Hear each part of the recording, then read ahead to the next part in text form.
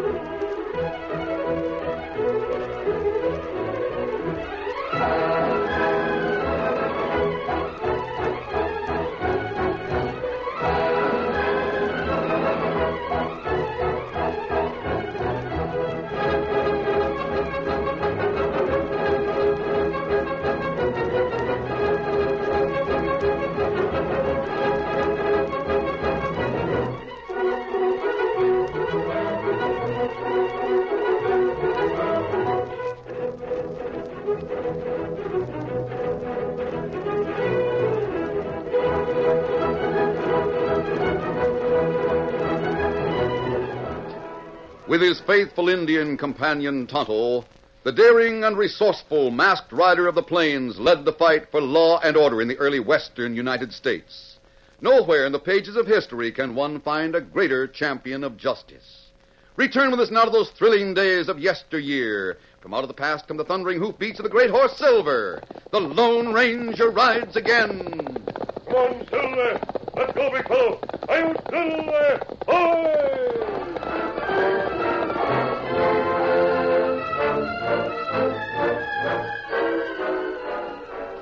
A well-dressed man left the Union Pacific train at the station in Frontier Town. He walked quickly to the office of the Southwest Bugle and went inside. How do you do, sir? How do you do? I'm looking for the publisher of this newspaper. I understand his name is Milo Phillips. That's his name, but he's not in right now. Oh, that's unfortunate. I've come quite a distance to see him. I'm his daughter, Sally. Perhaps I can help you. Perhaps you can. My name is Brophy. James C. Brophy. Yes, Mr. Brophy? The last edition of your paper has an article about Joe Jolly. Oh, yes. He runs the Brandon Iron Shop down the street. He has a number of other enterprises. Well, he's just opened a gold mine in the Enchanted Hills. This article tells about an invention, a device that measures the distance a man walks, a walk meter or a pedometer. That's right. In the article, you state that it's nearly as important as the watch or compass. Well, Mr. Brophy, it was Joe Jolly's pedometer that led to the capture of the slave gang. Perhaps Mr. Jolly could give you more details. Young lady, I've learned that a newspaper man is likely to be quite reliable as a source of information. Well, I wanted to ask your father point blank whether or not the Jolly pedometer is all that it's claimed to be. Oh, yes, indeed it is, sir. I can vouch for that. It's a wonderful invention. If you wear it on the belt or carry it in your pocket, it will show just how far you walk. Your word is good enough for me. Thank you, Miss Sally. Thank you very much. If you want to learn any more... No, I'm satisfied. By the way, could you direct me to the Ranchers National Bank? Oh, it's right over there, across the street. Judge Knott is the owner. Thank you, young lady. Thank you. I shall call on Judge Knott.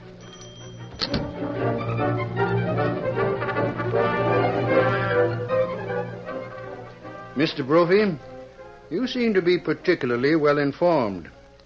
How did you learn that my bank loaned money to Joe Jolly? Well, Judge Knott, I didn't come here to do business without making an investigation. Your bank holds a chattel mortgage on Joe Jolly's property, is that correct? Yes.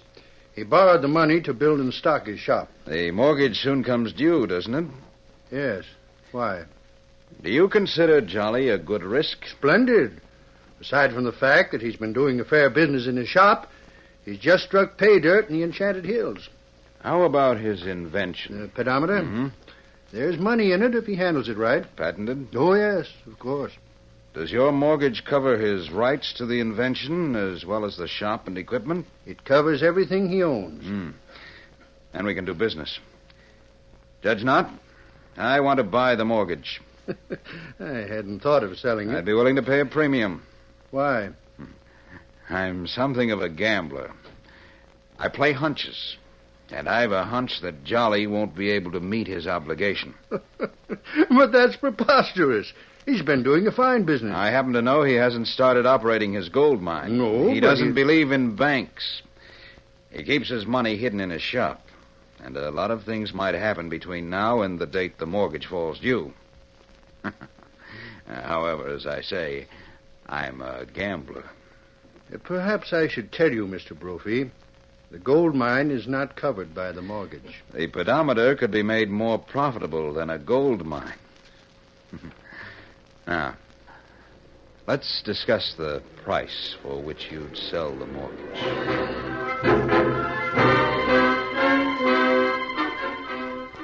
Half an hour later, James C. Brophy left the bank with the mortgage tucked in his pocket. That night, 4 men rode into town shortly after dark. They went directly to the Bright Lights Cafe and joined Brophy at a secluded table in the corner. So you got the mortgage, eh, Brophy? Boys, if Jolly can't pay off his debt, I shall be the owner of a marvelous invention. Now, here's what you're to do.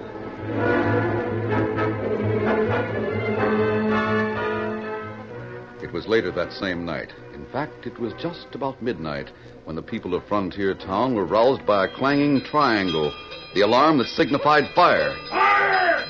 Fire! Hey, it's Jolly's place, the branding iron shop. Spread the word! Joe Jolly's place is going up in flames. He's gone! Half-dressed people rushed from their homes, and others came from the Bright Lights Cafe, the Silver Dollar, the Harvey House, and the Range Riders Inn to join the hopeless fight against a fire that was beyond control.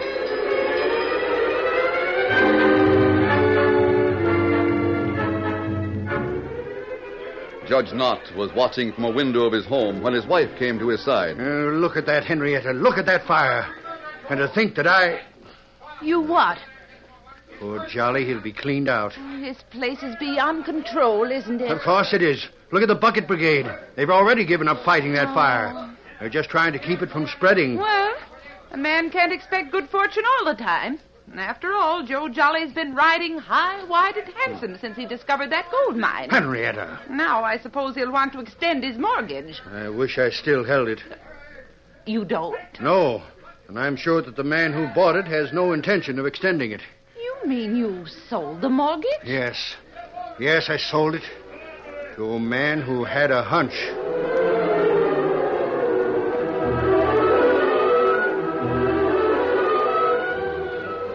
The leaping flames cast a red glow in the sky over Frontier Town. It was seen by the Lone Ranger and Tonto in their camp some distance away. They saddled their horses and rode hard. By the time they reached the edge of town, Joe Jolly's shop had collapsed to a mass of embers. They dismounted in the darkness, apart from the people who lingered at the scene. We'll stay in the dark, Tonto. I don't want people to see me with this mask. Joe Jolly over there. Yes, talking to someone. And see him plenty mad. I haven't seen that man he's talking to around town before. I wonder who he is. You not know him. If we go a little closer, perhaps we can hear what's going on. Now, listen to me, Johnny. There'd be absolutely no point in telling you I'd bought the mortgage unless it were true. I won't believe it until I see it. And even then, I won't believe you got the mortgage unless Judge Knott himself says he sold it to you. He'll tell you. When did he sell it?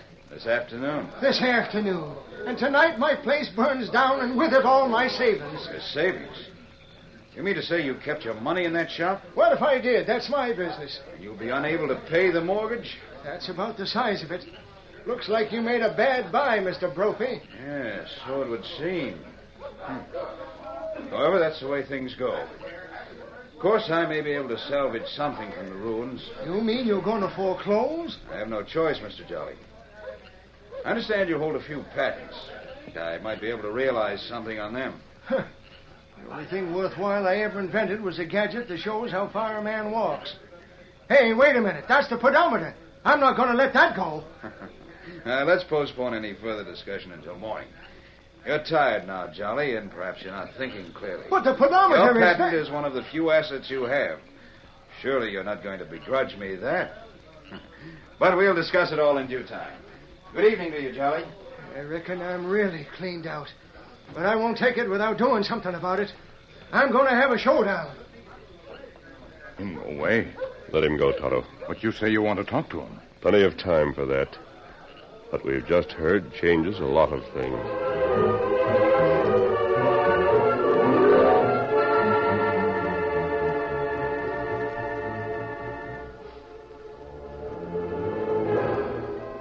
Henrietta watched her husband, Judge Knott, pace the floor until she could tolerate it no longer. Oh, for mercy's sake, blow out the light and get ready for bed. Pacing the floor isn't going to bring back Joe Jolly's shine. Oh, I know it isn't. I wish to heaven it were as simple as that. After all, it's no skin off your nose. Henrietta, please mind your own business. Oh, mercy, that startled me. For goodness sake, who's rapping on the door at this hour of the night? Well, I'll see.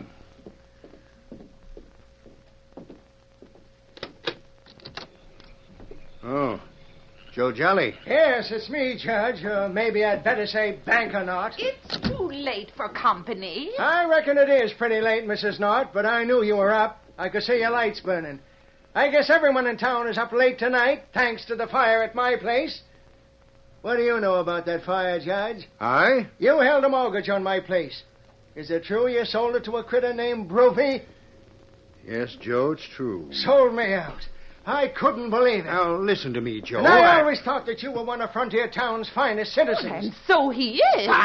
For your information, Mr. Jolly, it's the duty of the head of a bank to protect the money of his depositors. That can best be done by running the bank as profitably as possible. Well, Henrietta, let me tell him. I had a chance to sell your mortgage, Joe, at considerable profit. To Brophy? Yes. And now I'm cleaned out. I've lost my building and all my savings. If you'd kept your money in the bank where it belongs instead of hoarding it somewhere in your shop, you wouldn't have lost it. Henrietta, please. And what's more, I've lost my patent rights to the pedometer. The only thing in my life I've ever done that was worthwhile. My one chance to amount to something, and that's gone, too. How much is Brophy going to give you? What? You heard me. I'm no fool. I know that Brophy started that fire. Looks to me like you were in cahoots with him. Jolly, that's not true. I have all the contemptible... I think it is true. Admit it. Joe, Joe, put that gun away. Give me the truth. I've told you I You're can't... going to admit working with Brophy. Then you're going to pay up every dime I've lost. I'll take it in cash or I'll get it out of your hide. Now, don't be a fool. Put that gun down. You heard what I said. Speak up. Confess. I can't. I'll fix him. Henrietta! No! Henrietta. Henrietta, what have you done? I've shot him. He was so intent on you, he paid no attention to me. Here, Joe. Let me help you. You fool. Why did you do it? Put that gun away. Are you speaking to me? I am. Oh, fine gratitude for saving your life. Charlie didn't mean to shoot me. Well, Don't stand there jawing. Go get Doc Drummond. Oh, wait. He's masked. Come in, Tonto. Take a look at Joe and see how badly he's hurt. You get out of here. Get out, I tell you, or I'll shoot you, too. You've done about enough shooting, Mrs. Knott. I'll take that gun. No, you... There. No. Where did you come from? We just got here. How is he, Tonto? Well, him not die. Me patch him up so him be all right. Oh, the poor devil. I can hardly blame him for coming here as he did. If conditions were reversed, I might have done the same thing. Judge Knott, the point is this. Under the present conditions, what are you going to do?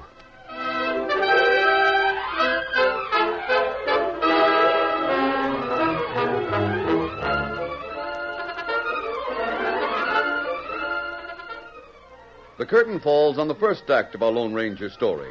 Before the next exciting scenes, please permit us to pause for just a few moments.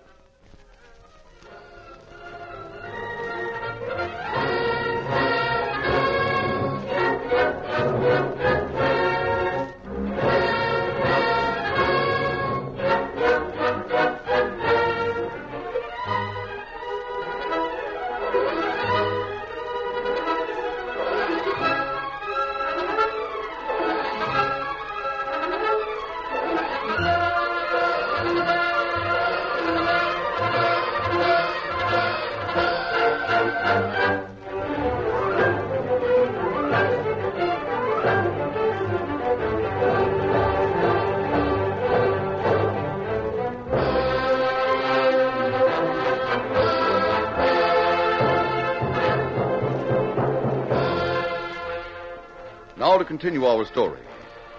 Joe Jolly lay unconscious on a couch in Judge Knott's home. His wound had been skillfully treated and bandaged by Tonto and had been pronounced not critical. The judge was more concerned about the matter than his wife. I know I can speak freely to you. Despite the fact that you conceal your face with a mask, you've already proved yourself one of Joe Jolly's best friends. Is it true, Judge Knott, that you sold the mortgage? Yes, a man named Brophy, James C. Brophy, bought it. What about Joe's charge that Brophy set fire to his place? No, it wouldn't surprise me. He seemed to think that Joe's invention, the pedometer, has great possibilities.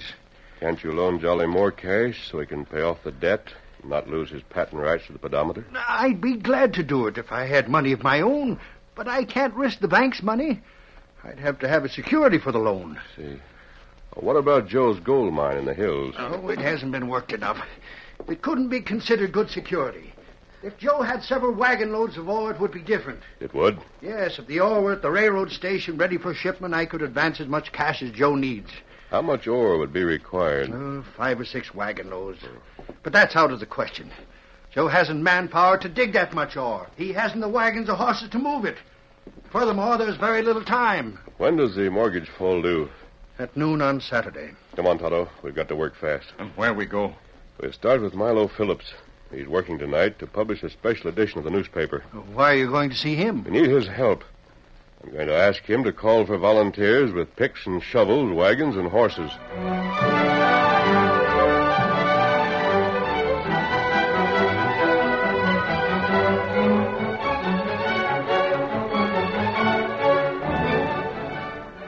Milo Phillips proved cooperative. His newspaper carried a plea for men to help get Joe Jolly's ore out of the ground. But Phillips did more than this. He sent friends in all directions to ask ranchers and farmers to help. There were a score of volunteers at Jolly's mine. They had blasting powder and tools for digging, and they made the dirt fly.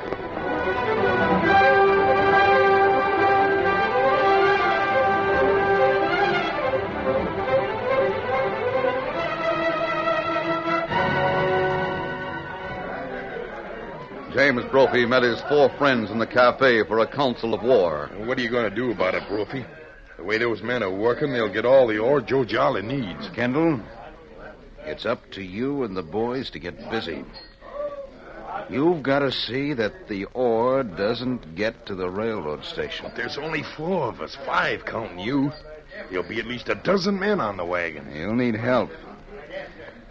Do you know where to find the Larrabee Kid and his gang? Yeah. And their guns are always for hire. Yeah. Have them help you. Now, there are many places in the hills where you can waylay the wagons on the way to town. Right, Brophy. Count on us. Those wagons will never reach the station.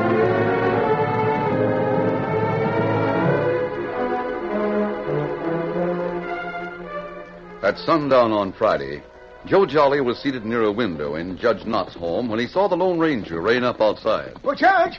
Hey, Judge, come in here. You got company. Thanks alive, Joe. What's all the excitement? Well, look out there. Joe, what are you shouting about? Well, look who's coming. He's mad. It's the man who helped me. The man who called on me. I'll let him in.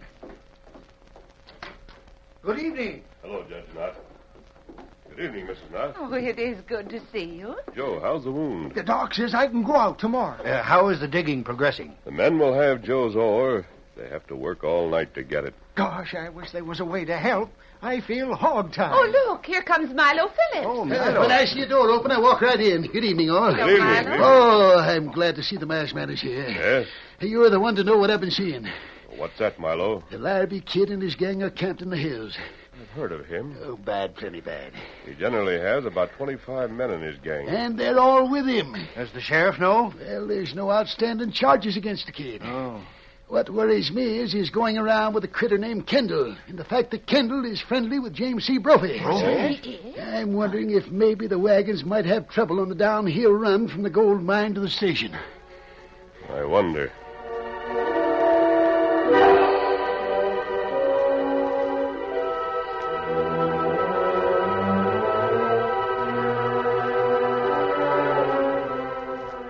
Kendall met the Larrabee Kid and his gang early on Saturday morning in the hills, about halfway between the town and the gold mine. This is a good spot for the ambush, kid. Couldn't be better. We can hide out on both sides of the trail. How many wagons will it be? Not more than 8. I'll get the boys fixed. You boys, spread out. Find places to hide on both sides of the trail. And open fire when I signal with the first shot. I guess we're all set, Kendall. If any of those drivers are uncommon lucky, one of them might get through to the station. But I guarantee that 5 of them won't make it.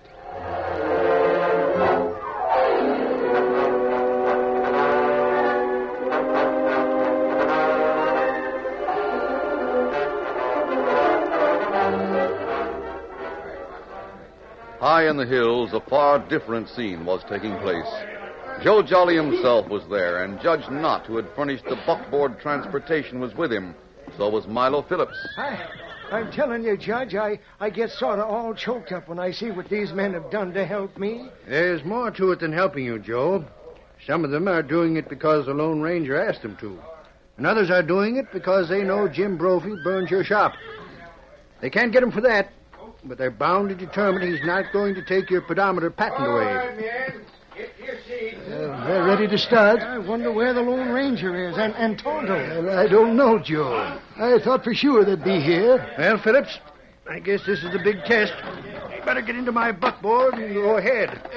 We'll make sure the trail is clear. Yes, see that there's no sign of any ambush, such as Milo here suspected. We're all ready to show off, Joe. We're going ahead in the judge's buckboard. If there's any sign of danger, we'll let you know. All set? Yep. Let's go, Judge. Get up there. All right, men. Keep putting hands on your brakes. Don't let the wagons get out of control. Follow me now. Get up there. Go on. Get up there. Come on now. Get up there.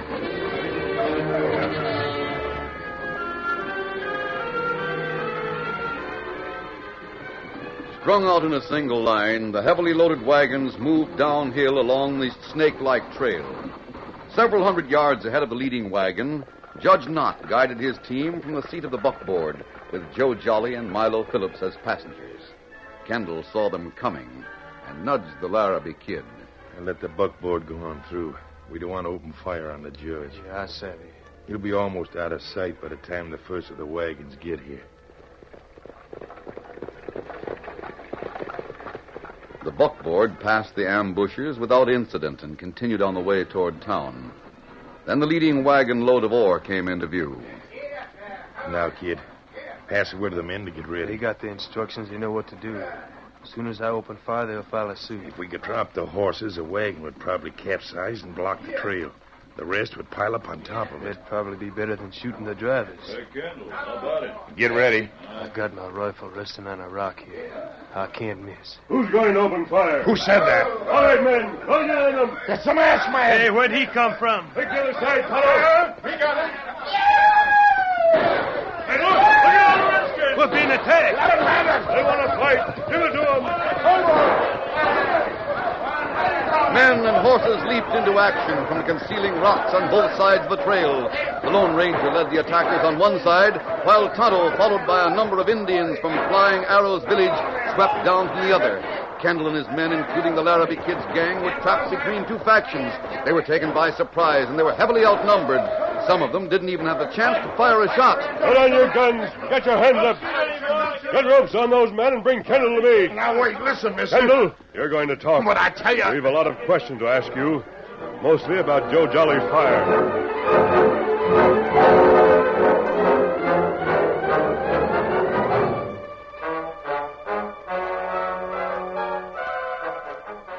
It was nearly noon when Brophy came out of the cafe. He found Milo Phillips on the porch. Oh, going somewhere, Brophy? Yes. Come along if you want a story. Well, maybe I can get the story right here. Yes, I dare say you might. I'll let you know as soon as I've taken over Jolly's assets for whatever they may be worth. You can't do that until noon. 10 minutes to wait. Looks like you can transact your business with Jolly without leaving the porch. Hmm? Here he comes. And if you ask me, he doesn't look unhappy. What's that crowd following him? And let's see. There's Judge Knott, Sheriff Two-Gun Taylor. There's Tarberry of the Lazy Y. And there's quite a number of ranchers. Those men. Look, some of them are tied. Bad lot, if you ask me. A couple of your friends seem to be among the prisoners.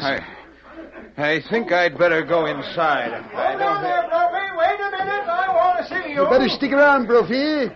You've got some business to attend to. Seems to me I owe you some money, Brophy. I have it right with me. So if you'll just trot out that mortgage, I'll pay out. Joe, there's no hurry. Yes, there is. You'll have to finish up any business you have, Brophy, because the sheriff's taking you into custody. What? Sheriff? You're going on trial for arson along with Kendall and the rest of your friends. Also for attempted murder. Attempted murder? That's right, you ornery scheming polecat. As an accessory before the fact, you're just as much to blame as the critters that were waiting in ambush to kill off the wagon drivers that were bringing in my ore. No. Now, wait. Now, listen, let me explain. There's nothing to explain, Brophy. We have confessions signed and witnessed. But I No tell you use, that... Brophy. We got licked complete. The Lone Ranger rounded up a lot of ranchers, and his pal brought Flying Arrows Indians to catch us. Lone Ranger? That's right, Brophy. You see, there were a lot of men who wanted to help Joe Jolly.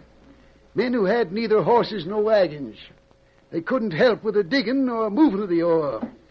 But when they were asked to lend their fighting ability... worse luck. You'd better collect the cash from Joe. You'll need it to make good the loss of his shop and the loss of his savings due to the fire you caused. But I tell You're you that going to pay, Brophy. Pay in cash. Then you'll pay in jail, while Joe uses the cash to develop a gold mine and a pedometer. I just hope the time will come when I can repay everyone for what they've done to help me, and especially the Lone Ranger.